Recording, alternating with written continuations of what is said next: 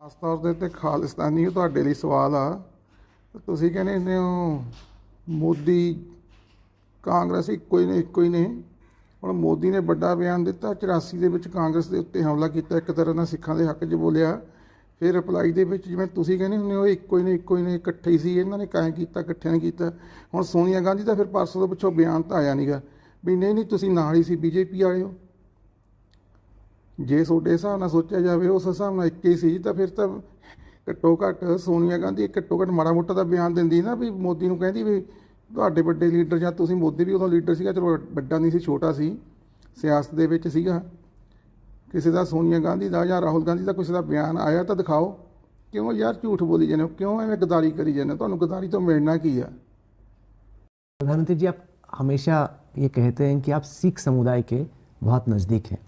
यहाँ पे स्वर्ण मंदिर की तस्वीर भी लगी हुई है जहाँ हम बैठे हैं, लेकिन ये भी हकीकत है कि पंजाब में आपकी लोकप्रियता बाकी देश में जितनी है उससे थोड़ी कम है, और सिख समुदाय में कई लोग आपको थोड़ी शक की निगाह से देखते हैं। आप हाल में कानपुर गए, आप पटना गए, वहाँ पे आपने गुरुद्वारे में माथा टेका। क्या आपको लगता है ये जो दूरी है या परसीव्ड गैप है, आपकी कोशिश, आपकी सोच, आपकी नीयत और वो समुदाय आपको जिस तरीके से देखता है उसमें वो जो गैप है उसको आप कम करने में कामयाब हुए हैं क्या? एग्जैक्टली मैं आपके पास जानकारी क्या है मैं नहीं जानता हूँ। आप चुनाव के हिसाब से देखते हैं तो मेरे पास कोई जवाब, क्योंकि मैं उसे बाहर चला जा चुका हूँ जी। अच्छा होगा कि आपकी कोई पंजाबी चैनल हो या आपके पंजाबी लोग हो तो एनालिसिस करें कि इस देश के सिख समाज के मूलभूत मुद्दे क्या रहे हैं और किस सरकार ने उन मुद्दों को कैसे अटेंड किया है, और फिर लिस्ट निकालिए बाहर। तो आप 100 में से 100 मार्क मुझे दे देंगे। अब हो सकता है मैं उन तक नहीं पहुंच पाया, वरना मैं तो पंजाब में काम कर चुका हूं जी। मैं सालों तक पंजाब में रहा हूं और इमरजेंसी में मैं सिख के वेश में रहता था, अंडरग्राउंड था तो मैं सरदार के वेश में रहता था। और मुझे सहज रूप से, मैं यहाँ दिल्ली में रहता था तो भी मैं कभी कभी लंगर खाने जाता था, इसलिए नहीं कि मुफ्त का मिलता है, मेरी एक श्रद्धा थी जी, मेरी श्रद्धा से जाता हूँ। मैं आज भी मानता हूँ जी कि सिख समाज ने बहुत बड़ा योगदान किया है देश के लिए, बहुत बड़ा योगदान किया है। आज भी वो जहाँ भी हैं, ये दुर्भाग्य है कि पंजाब में ड्रग्स बहुत फैल गया है, वरना वे एक प्रकार से डिसिप्लिन लाइफ वाले समाज है। हम गर्व करें ऐसा समाज है जी। मुझे वो स्वीकारते हैं नहीं स्वीकारते हैं वो तो उसके लिए तो मैं क्या कह सकता हूँ जी।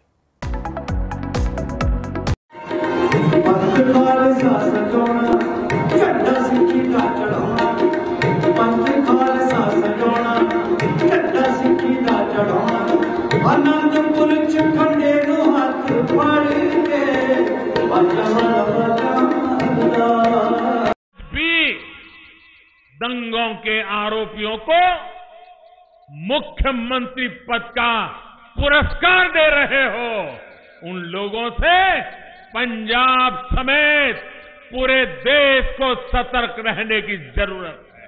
कांग्रेस कितनी असंवेदनशील रही है उसका प्रतीक है कल बोले गए 3 शब्द। ऐसे ही नहीं निकले हैं, ये शब्द कांग्रेस का चरित्र है, कांग्रेस की मानसिकता है, कांग्रेस के इरादे हैं। वो शब्द 3 कौन से थे? वो 3 शब्द थे, हुआ तो हुआ, हुआ तो हुआ। आपको कहेंगे मोदी जी क्या कह रहे हैं, मैं जरा विश्वास डिटेल में बताता हूं। कांग्रेस का अहंकार, कांग्रेस को चलाने वालों का अहंकार, इन्हीं 3 शब्दों में हम भली भांति समझ सकते हैं। वायुसेना से हमला करवाना कौन था उस समय? इंदिरा गांधी। अकाल तख्त पर हमला हुआ है तो अभी भी हमारी स्मृति में है। अपनी वायुसेना के माध्यम से हमला करवाया था।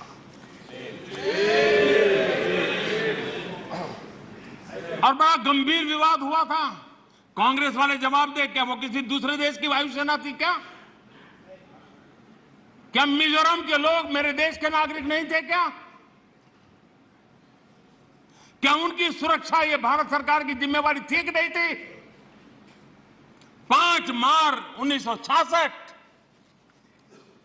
वायुसेना से हमला करवाया गया, निर्दोष नागरिकों पर हमला करवाया गया।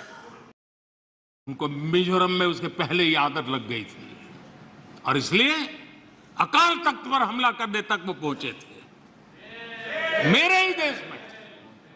और यहां में उपदेश दे रहे हैं 1962 का वो खौफनाक। ਆ ਦੇਖ ਆ ਸੁਣ ਲਿਓ ਜਿਹੜੇ ਮਤਲਬ ਕਿ ਬੇਸ਼ਰਮੀ ਦੇ ਨਾਲ ਕਹਿੰਦੇ ਆ ਬੀਜੇਪੀ ਇੱਕੋ ਹੀ ਆ, ਕਾਂਗਰਸ ਬੀਜੇਪੀ ਇੱਕੋ ਹੀ ਆ, ਵੋਟ ਤਾਂ ਸਾਰੇ ਕਾਂਗਰਸ ਨੂੰ ਪਾਉਂਦੇ ਨੇ ਜਿਹੜੇ ਇਦਾਂ ਕਹਿੰਦੇ ਆ। ਆ ਪਾਰਲੀਮੈਂਟ ਦੇ ਵਿੱਚ ਦੇਖੋ ਮੋਦੀ ਸ੍ਰੀ ਅਕਾਲ ਤਖਤ ਸਾਹਿਬ 'ਤੇ ਹਮਲੇ ਦਾ ਵਿਰੋਧ ਕਰਦਾ ਤੇ ਜਦੋਂ ਗੱਲ ਕਰਦੇ ਨੇ ਬੀਜੇਪੀ ਦੇ ਜਿਹੜੇ ਸਾਂਸਦ ਨੇ ਕਾਂਗਰਸੀਆਂ ਨੂੰ ਲਾਹਨਤਾਂ ਪਾਉਂਦੇ ਨੇ। ਸੁਣਿਓ। अकाल तख्त पर हमला हुआ है तो अभी भी हमारी स्मृति में है।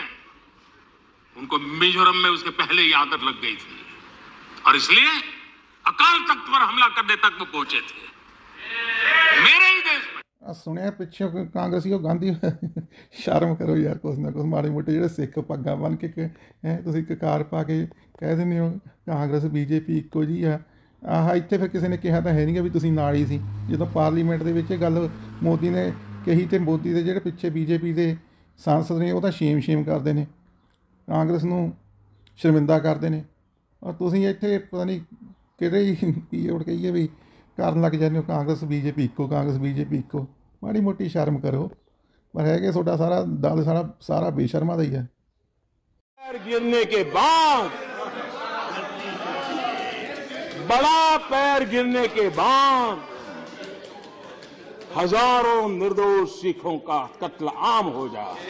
ਇਸ ਤੋਂ ਇਲਾਵਾ ਪ੍ਰਧਾਨ ਮੰਤਰੀ ਨਰਿੰਦਰ ਮੋਦੀ ਨੇ ਕਿਹਾ ਕਿ ਕਾਂਗਰਸ ਮੁਕਤ ਭਾਰਤ ਦਾ ਸੁਪਨਾ ਮਹਾਤਮਾ ਗਾਂਧੀ ਦਾ ਹੀ ਸੀ, ਕਿਉਂਕਿ ਉਹਨਾਂ ਨੇ ਆਜ਼ਾਦੀ ਤੋਂ ਬਾਅਦ ਕਿਹਾ ਸੀ ਕਿ ਹੁਣ ਕਾਂਗਰਸ ਦੀ ਕੋਈ ਜ਼ਰੂਰਤ ਨਹੀਂ ਹੈ।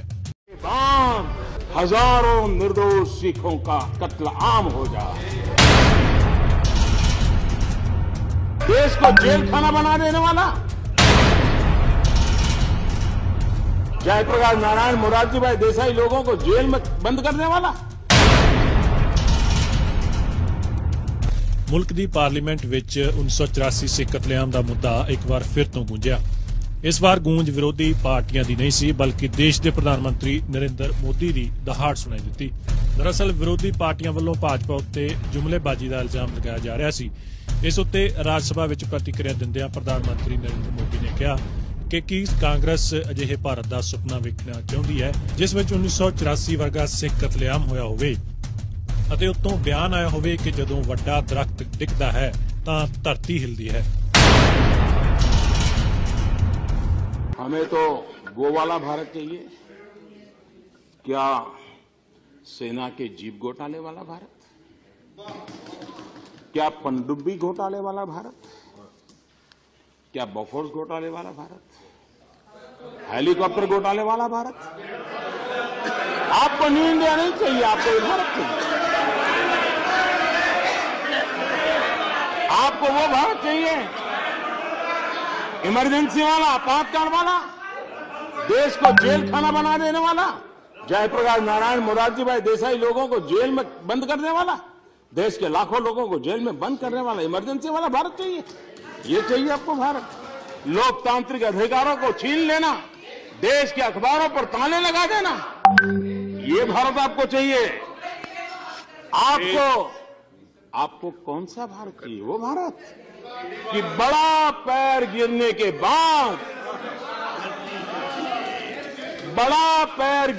बाद हजारों निर्दोष सिखों का कत्ल आम हो जाए।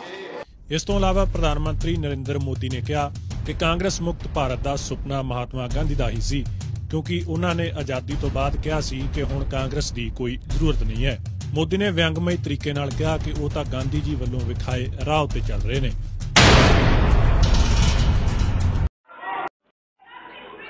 मैं कांग्रेस के लोगों से विशेष रूप से पूछना चाहता हूं, जो माइनॉरिटी के नाम पर माइनॉरिटी के नाम पर अपनी राजनीतिक रोटियां सेकते रहते हैं। क्या कांग्रेस को 84 के दिल्ली के दंगे याद है? क्या माइनॉरिटी के साथ, क्या वो माइनॉरिटी नहीं थी? वो माइनॉरिटी थी कहीं का?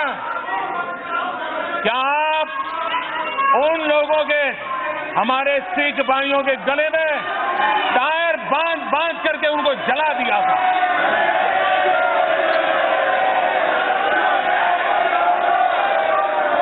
इतना ही नहीं, सिख दंगों के आरोपियों को जेल में तक भेजने का काम आपने किया नहीं।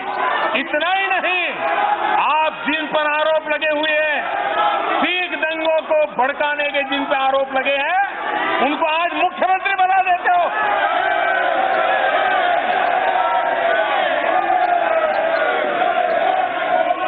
सिख दंगों को आरोपियों को सजा दिलाने में उन हमारी विधवा माताओं को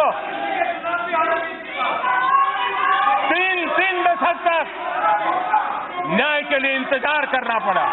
क्या वो माइनॉरिटी नहीं थी? क्या माइनॉरिटी के लिए 2 तराजू होंगे? क्या यही आपके तरीके होंगे? लेकिन आज कांग्रेस कह रही है कि हुआ तो हुआ। सैकड़ों सिखों को पेट्रोल डीजल डालकर जला दिया गया, गले में टायर डालकर आग लगा दी गई। लेकिन आज कांग्रेस कह रही है कि हुआ तो हुआ। हजारों सिखों को घरों से बाहर निकाल कर मारा गया। लेकिन आज कांग्रेस कह रही है कि हुआ तो हुआ। 84 में देश भर में हजारों सिख भाई बहनों का कत्लेआम हुआ। लेकिन आज कांग्रेस कह रही है कि हुआ तो हुआ। अकेले दिल्ली में 2800 से ज्यादा सिखों की हत्या कर दी गई।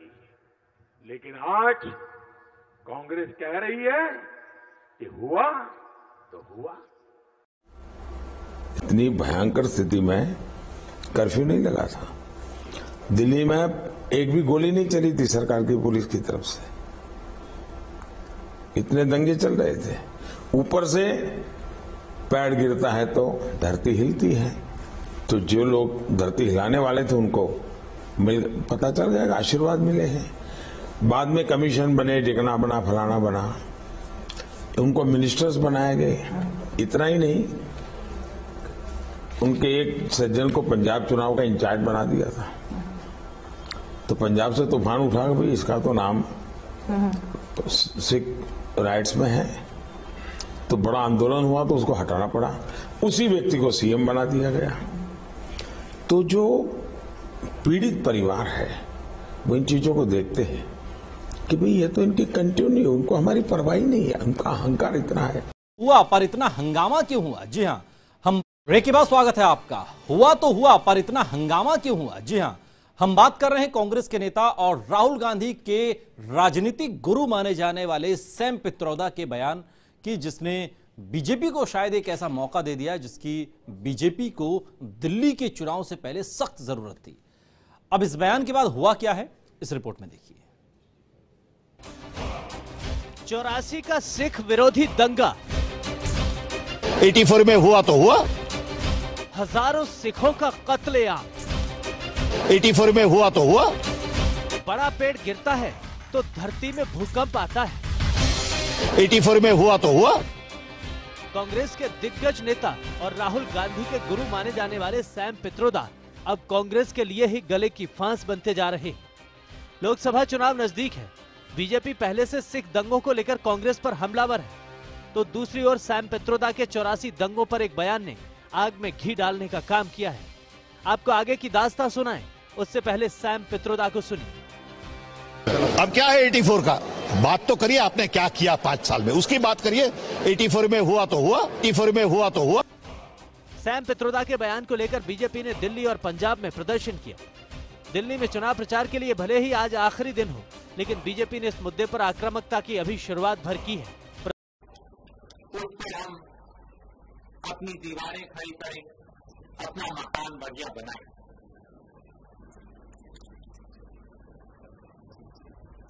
आज समय कम है।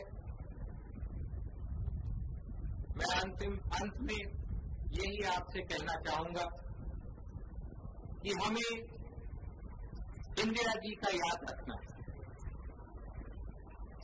हमें याद रखना है उनकी हत्या क्यों हुई। हमें याद रखना है कि कौन कौन लोग इसके पीछे हो सकते हैं। जब इंदिरा जी की हत्या हुई थी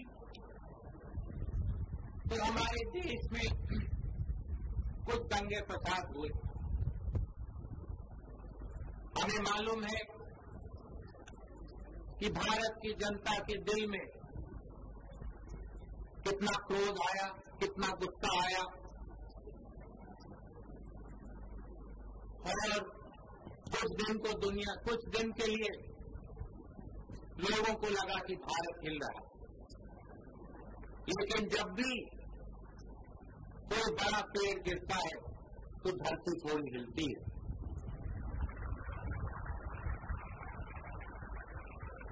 लेकिन जानना जरूरी है, 1984 में दिल्ली, हरियाणा, पंजाब सहित देश के अलग अलग हिस्सों में हमारे हजारों सिख बहन भाई, छोटे छोटे बच्चों को कांग्रेस परिवार और उसके दरबारियों के इशारों पर हत्या की गई।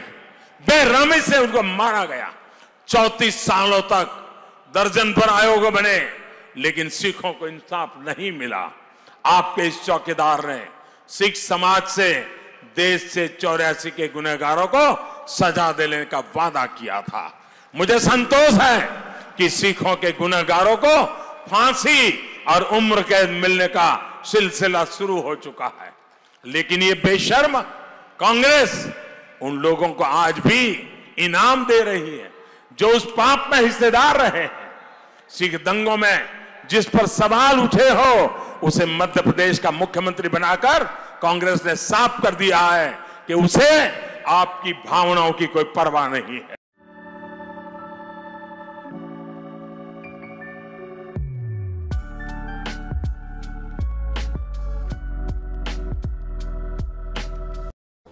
और दिव्य गुणों से उत्प्रोत किस रूप में थे, यह तो हम सबके सामने भाग्य प्राप्त हुआ। खालसा चौक ये केवल खालसा एक पंथ नहीं, देश और धर्म की रक्षा करने के लिए गुरु कृपा से निकला हुआ एक ऐसा तेज है, प्रकाश पुंज है, जिसने विपरीत परिस्थितियों में विदेशी ताकतों को झुकने के लिए मजबूर किया था। खालसा पंथ की स्थापना मुगल सल्तनत की पतन का कारण भी बनता है। ਤਾਂ ਜੀ ਕਿਹੜੇ ਮੂਰਖ ਲੋਕ ਨੇ ਕਿੱਥੋਂ ਉੱਠ ਕੇ ਬੋਲ ਪੈਂਦੇ ਨੇ, ਜਿਹੜੇ ਕਦੇ ਕਹਿ ਦਿੰਦੇ ਨੇ ਸਾਡੇ ਸਿਧਾਂਤ ਨਹੀਂ ਰਲਦੇ ਬੀਜੇਪੀ ਨਾਲ, ਕਦੇ ਕੁਛ ਵੀ, ਤੁਹਾਡੇ ਕਾਂਗਰਸ ਨਾਲ ਕਿਹੜੇ ਸਿਧਾਂਤ ਰਲਦੇ ਆ। ਮੈਂ ਤਾਂ ਜਿੰਨੇ ਕੁ ਬੀਜੇਪੀ ਦੇ ਵੱਡੇ ਲੀਡਰ ਸੁਣੇ ਨੇ ਉਹ ਸਾਰੇ ਹੀ ਸਿੱਖਾਂ ਦੇ ਹੱਕ ਦੇ ਵਿੱਚ ਬੋਲਦੇ ਸੁਣੇ ਨੇ। ਪਹਿਲਾਂ ਤਾਂ ਚਲੋ ਇੰਨਾ ਬਹੁਤਾ ਧਿਆਨ ਨਹੀਂ ਦਿੱਤਾ ਸੀ, ਜਦੋਂ ਦੀ ਵਾਦ ਵਿਵਾਦ ਜ਼ਿਆਦਾ ਚੱਲਿਆ, ਜਿੰਨਾ ਵੀ ਮੈਂ ਇਹਨਾਂ ਨੂੰ ਸਰਚ ਕੀਤਾ ਦੇਖਿਆ, ਉਹ ਸਾਰੇ ਹੀ ਬਹੁਤ ਠੋਕ ਕੇ ਆ ਦੱਸੋ ਪਾਰਲੀਮੈਂਟ ਦੇ ਵਿੱਚ ਬੋਲਦਾ, ਸਿੱਖਾਂ ਦੇ ਹੱਕ ਦੇ ਵਿੱਚ ਬੋਲਦਾ। ਸ਼ਰਮ ਹੋਣੀ ਚਾਹੀਦੀ ਹੈ ਜਿਹੜਾ ਬੰਦਾ ਪੱਗ ਬੰਨ੍ਹ ਕੇ ਕਹਿੰਦਾ बीजेपी सिखों की विरोधी है वगैरह।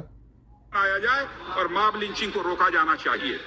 लेकिन मॉब लिंचिंग पर बोलने वालों से मैं कहना चाहता हूं, मॉब लिंचिंग की स्वतंत्र भारत के इतिहास में सबसे बड़ी घटना यदि कभी हुई है तो 1984 में हुई है, 1984 में हुई है। ਅੱਜ ਜਦੋਂ ਸ੍ਰੀ ਅਕਾਲ ਤਖਤ ਸਾਹਿਬ ਤੇ ਹਮਲੇ ਦੀ ਮੋਦੀ ਨੇ ਗੱਲ ਕੀਤੀ, ਉਦੋਂ ਵੀ ਸ਼ੇਮ ਕਰਕੇ ਬੀਜੇਪੀ ਵਾਲੇ ਨੇ ਕਾਂਗਰਸੀਆਂ ਨੂੰ ਸ਼ਰਮਸਾਰ ਕੀਤਾ। ਆ ਹੁਣ ਜਦੋਂ ਨਵੰਬਰ 84 ਦੀ ਗੱਲ ਕੀਤੀ ਤਾਂ ਵੀ ਬੀਜੇਪੀ ਦੇ ਸਾਂਸਦਾਂ ਨੇ ਕਾਂਗਰਸੀਆਂ ਨੂੰ ਸ਼ਰਮਸਾਰ ਕੀਤਾ। यार सुन लोगों को शर्म नहीं आती ਜਿਹੜੇ ਤੁਸੀਂ ਆ ਗੱਲਾਂ ਕਰੀ ਜਾਂਦੇ ਹੋ बीजेपी साडी विरोधी है, बीजेपी साडी विरोधी है, बीजेपी कोई मेरे मूँह शब्द निकलते हैं, कोई कुछ कहता कोई कुछ कहता, वो तो हमेशा ही तो जिथे देखो हक च बोलते हैं। अध्यक्ष महोदय ये कहा हट जाना चाहिए, लेकिन मॉब लिंचिंग पर बोलने वालों से मैं कहना चाहता हूं, मॉब लिंचिंग की स्वतंत्र भारत के इतिहास में सबसे बड़ी घटना यदि कभी हुई है तो 1984 में हुई है, 1984 में हुई है। और अध्यक्ष महोदय ये कहा जाए इस देश के नेता के द्वारा यह कहा जाए कि यदि वृक्ष गिरता है तो धरती हिलती है, वृक्ष गिरता है तो धरती हिलती है। आज वो लोग मॉब लिंचिंग को लेकर हम लोगों को पाठ पढ़ा रहे हैं, मॉब लिंचिंग को कैसे रोका जाए। आज भी सिख समुदाय के परिवारों की क्या हालत है वो मैं देखता हूं, मुझसे जब लोग यहाँ पर मिलते हैं। जाना चाहिए, पता नहीं किहड़े मूर्ख लोग ने ਜਿਹੜੇ ਕਹਿ ਦਿੰਦੇ ਨੇ ਤੁਹਾਨੂੰ ਦਿੰਨੀ ਆ ਵੀ ਕਾਂਗਰਸ ਨੂੰ ਕਦੀ ਭੁੱਲ ਕੇ ਵੀ ਵੋਟ ਨਾ ਪਾਇਓ, ਉਹਨਾਂ ਸ਼ਹੀਦਾਂ ਦਾ ਅਪਮਾਨ ਕਰੋਗੇ, ਕਿਉਂਕਿ ਇਹਨਾਂ ਨੇ ਕੋਹ ਕੇ ਮਾਰੇ ਨੇ, ਇਹ ਦੋਸ਼ੀ ਨੇ। ਹੁਣ ਵੀ ਉਹਨਾਂ ਦਾ ਉਹ ਜ਼ਹਿਰ ਬਾਹਰ ਆਉਂਦਾ ਹੈ। ਹੁਣ ਉਹਨਾਂ ਦਾ ਵੱਡਾ ਲੀਡਰ ਥੋੜੇ ਦਿਨ ਹੋ ਗਿਆ ਬਿਆਨ ਦੇਣ ਆਇਆ ਸੀ 84 ਹੁਆ ਤਾਂ ਹੁਆ, ਇਹਦਾ ਮਤਲਬ ਉਹਨਾਂ ਦੀ ਅਕਾਲ ਖਾਜ ਵੀ ਬਾਅਦ ਉਹਨਾਂ ਨੂੰ ਕੋਈ ਦੁੱਖ ਨਹੀਂ, ਹੁਆ ਤਾਂ ਹੁਆ। तो फिर बहाना कर लिया, मेरी हिंदी जी वो वीक आ, माफी मंगन लग पिया, क्योंकि उन्होंने जहर है अज भी सिखा वास्ते, उन्होंने अज भी जहर है। उन 84 में अज भी सही ठहराते हैं, थोड़े दिनों बाद राजीव गांधी ने भी सही ठहराया सी। इस करके वीरों में बार बार बेनती करती हैं, साढ़े मतभेद हो सकते हैं, असी आप निबेड़ लवेंगे, बाकी भुल के भी गांधी परिवार को वोट ना पाओ, कांग्रेस को कभी वोट ना पाओ। वाहिगुरू।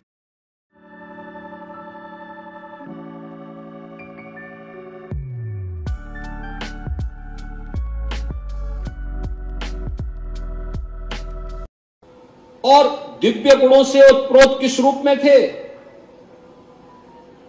यह तो हम सबके सामने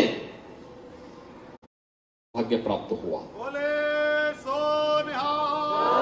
खालसा चौक ये केवल खालसा एक पंथ नहीं, देश और धर्म की रक्षा करने के लिए गुरु कृपा से निकला हुआ एक ऐसा तेज है, प्रकाश पुंज है, जिसने विपरीत परिस्थितियों में विदेशी ताकतों को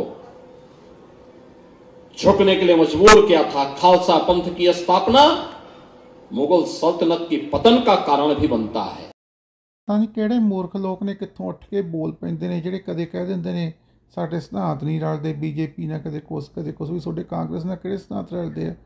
ਮੈਂ ਤਾਂ ਜਿੰਨੇ ਕੁ बीजेपी ਦੇ ਵੱਡੇ ਲੀਡਰ ਸੁਣੇ ਨੇ ਉਹ ਸਾਰੇ ਹੀ ਸਿੱਖਾਂ ਦੇ ਹੱਕ ਦੇ ਵਿੱਚ ਬੋਲਦੇ ਸੁਣੇ ਨੇ।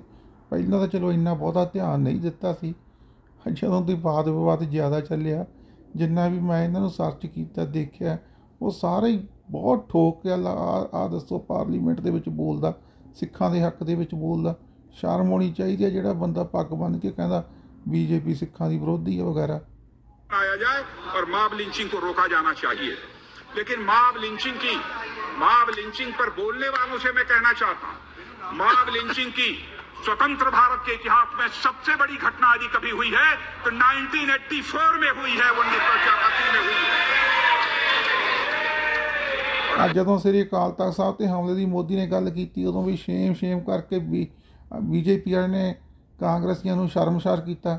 ਆ ਹੁਣ ਜਦੋਂ ਨਵੰਬਰ 84 ਦੀ ਗੱਲ ਕੀਤੀ ਤਾਂ ਵੀ बीजेपी ਦੇ ਸਾਂਸਦਾਂ ਨੇ ਕਾਂਗਰਸੀਆਂ ਨੂੰ ਸ਼ਰਮਸਾਰ ਕੀਤਾ। ਯਾਰ ਸੁਣ ਲੋਕਾਂ ਨੂੰ ਸ਼ਰਮ ਨਹੀਂ ਆਉਂਦੀ ਜਿਹੜੇ ਤੁਸੀਂ ਆ ਗੱਲਾਂ ਕਰੀ ਜਾਂਦੇ ਹੋ बीजेपी ਸਾਡੀ ਵਿਰੋਧੀ ਹੈ, बीजेपी ਸਾਡੀ ਵਿਰੋਧੀ ਹੈ, बीजेपी ਕੋਈ ਮੇਰੇ ਮੂੰਹ ਸ਼ਬਦ ਨਿਕਲਦੇ ਆ, ਕੋਈ ਕੁਛ ਕਹਿੰਦਾ ਕੋਈ ਕੁਛ ਕਹਿੰਦਾ, ਉਹ ਤਾਂ ਹਮੇਸ਼ਾ ਹੀ ਤਾਂ ਜਿੱਥੇ ਦੇਖੋ ਹੱਕ 'ਚ ਬੋਲਦੇ ਆ। अध्यक्ष महोदय ये कहा हट जाना चाहिए, लेकिन मॉब लिंचिंग पर बोलने वालों से मैं कहना चाहता हूं, मॉब लिंचिंग की स्वतंत्र भारत के इतिहास में सबसे बड़ी घटना यदि कभी हुई है तो 1984 में हुई है, 1984 में हुई है। और अध्यक्ष महोदय ये कहा जाए इस देश के नेता के द्वारा यह कहा जाए यदि वृक्ष गिरता है, यदि वृक्ष गिरता है तो धरती हिलती है, वृक्ष गिरता है तो धरती हिलती है। आज वो लोग मॉब लिंचिंग को लेकर हम लोगों को पाठ पढ़ा रहे हैं।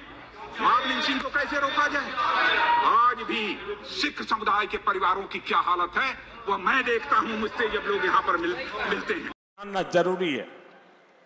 1984 में दिल्ली, हरियाणा, पंजाब सहित देश के अलग अलग हिस्सों में हमारे हजारों सिख बहन भाई, छोटे छोटे बच्चों को कांग्रेस परिवार और उसके दरबारियों के इशारों पर हत्या की गई। बेरहमी से उनको मारा गया। 34 सालों तक दर्जन भर आयोग बने, लेकिन सिखों को इंसाफ नहीं मिला। आपके इस चौकीदार ने सिख समाज से, देश से 84 के गुनहगारों को सजा देने का वादा किया था। मुझे संतोष है कि सिखों के गुनहगारों को फांसी और उम्र कैद मिलने का सिलसिला शुरू हो चुका है। लेकिन ये बेशर्म कांग्रेस उन लोगों को आज भी इनाम दे रही है जो उस पाप में हिस्सेदार रहे हैं। सिख दंगों में जिस पर सवाल उठे हो उसे मध्य प्रदेश का मुख्यमंत्री बनाकर कांग्रेस ने साफ कर दिया है कि उसे आपकी भावनाओं की कोई परवाह नहीं है।